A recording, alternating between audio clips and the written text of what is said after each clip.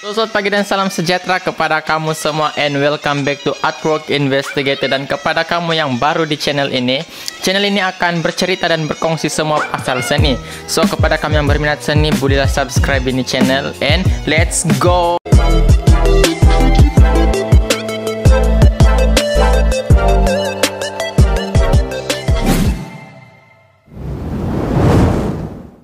Oke, jadi sekarang ini banyak bisnesmen dari luar yang seller dorang melibatkan seni dalam dorang punya penjualan.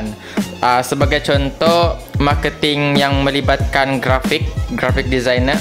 Jadi itu yang pertama. Yang kedua ini baru-baru ini saya ada beli satu baju Telswab. Dia cantik, dia punya desain baju sama dia punya corak-corak di baju itu saya sangat suka, sebab dia melibatkan kita punya macam mana ini, dia melibatkan budaya kita di Borneo, budaya kita di Sabah, budaya itulah budaya kita di sini. Dia melibatkan banyak motif yang berkenaan dengan kita punya budaya kaum di Borneo. Oke, jadi apa yang saya mau cakap ini ialah pasal ini. Sabar, saya ambil dulu. Ini, nih. Jadi ini dalam dia baru sampai dalam 2-3 hari macam tu. Nih. Oke, jadi sekarang saya kira mau unbox lah. Sebab di sini kan pertama saya tidak perasan tahu dia ini sebenarnya dijual karya. Pertama saya nampak dia punya pakaian, dia punya desain semua cantik. Lepas tu saya pun cobalah beli satu. Tapi dalam secara langsung saya pun terfikir, di mana ini founder sebenarnya dia tidak menjual pakaian, tapi dia menjual karya. Sebab kalau kamu nampak di page dia, nanti itu page untuk ini produk, nanti saya kasih pergi di bawah page di page FB. Nanti saya kasih kongsi sama kamu. Kalau kamu nampak setiap dorang punya desain, dorang ada story. Nah, jadi kalau yang ini seni, kalau kamu ingat yang story Mona Lisa, kenapa itu lukisan Mona Lisa dia boleh mahal? Sebab dia ada story. Dia ada story di mana dia pernah kena curi 2 kali. Saya sudah kasih cerita di video sebelum ini, dalam 7 bulan yang lalu lah macam tu. Jadi itulah dia ada story, dia punya harga pun berpatutan, dan dia memang standar dengan harga-harga karya yang ini. Oke, jadi kita langsung saja unbox ini. Saya unbox macam ni saja. Saya tidak yang unbox tengok macam tu bilang mau buat birol semua, tidak. Oke, jadi kita buka. Dengar, saya buka. Wah, oke. Dengar. ASMR kata yang buat cam nih.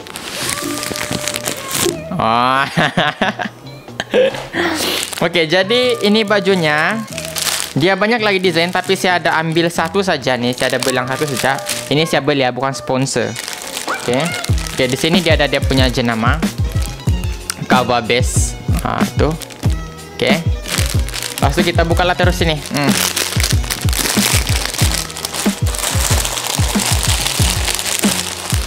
Oke. Saya memang suka yang baju-baju simple, lepas tu warna-warna gelap. Jadi di sini ini bahagian depan dia memang cantik. Nih. Tengok dia punya motif-motif di sini. Inilah ciri-ciri orang ataupun produk yang melibatkan artwork, okay? Banyak lagi sebenarnya yang melibatkan kesenian. Memang kebanyakan pakaian sekarang memang melibatkan macam ni lah. Guys, jadi sini dia ada motif. Kalau saya tidak silap ini motif rungus. Iya, corak di rungus. Kalau saya tidak silap, tapi saya tidak pasti apa dia punya nama corak. Kalau kamu tahu, kamu boleh kasih komen di bawah untuk kasih betul lagi kita punya perkongsian, supaya orang pun tidak keliru, orang tidak salah paham. Oke. Ini yang pertama lah. Ini, lepas tu di sini pun dia ada nih. Di tengah, di lengan, di sini lengan. Lepas tu di sini lengan, dua-dua lengan dia ada corak. Dia memang simple lah. Saya memang suka baju yang simple nih. Oke. Nih di belakang pun dia ada begini. Ini yang unik.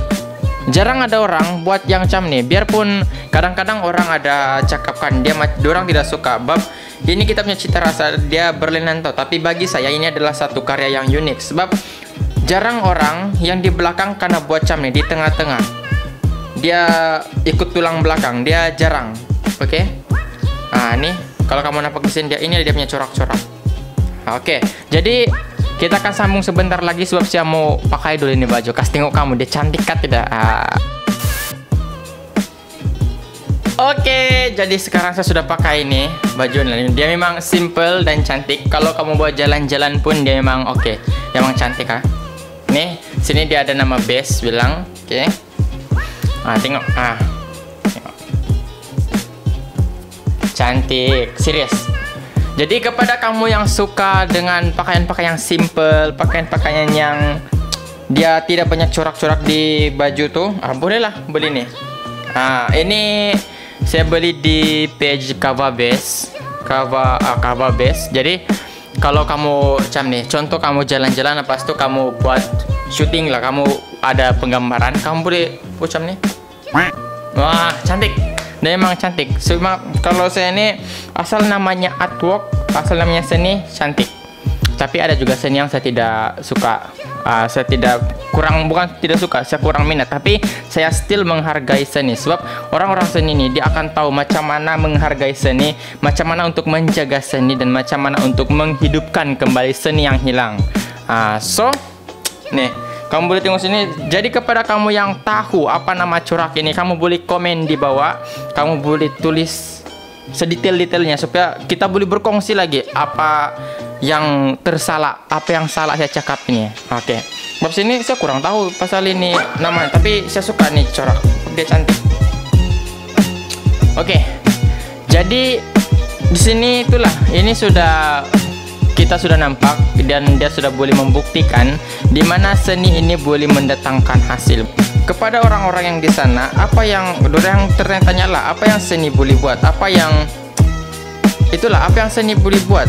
Inilah dia boleh buat. Dia boleh buat baju yang bermotifkan macam ini. Dia boleh jual karya yang berbentuk baju. Jadi kita sudah nampak sekarang seni boleh buat duit. Oke, ini sudah membuktikan yang seni memang boleh buat duit. Kalau kamu tengok di barat, kebanyakan dorang pun menggunakan kesenian itu untuk mendatangkan hasil, mendatangkan income kepada dorang. Oke. Sama kalau kamu tengok sekarang yang masa-masa PKP begini kan, semua orang yang seller macam yang saya cakap tadi, dorang menggunakan marketing grafik marketing untuk kasih tarik perhatian orang untuk membeli orang punya produk. Dimana dorang menggunakan editing semua macam nih, dorang buat pembungkus bungkusan dia ini dia guna seni lah juga nih. Ini dia sudah jadi dia punya penegasan. Jadi secara tidak langsung macam ni lah. Kalau kamu nampak ini produk, terus kamu boleh nampak ini dia punya tulisan. Sebab kamu punya tumpuan terus tepi di sini kan. Lepas tu dia ada lagi macam ni. Ini dia punya kotak pun dia tidak semak sangat. Dia cantik. Lepas tu, tapi itulah macam mana pun memang saya suka ini baju. Dia ngam. Dia ngam sama saya punya cita rasa. Dia punya baju pun selesa, kain dia selesa. Ini bukan promosi ya, tapi betul-betul.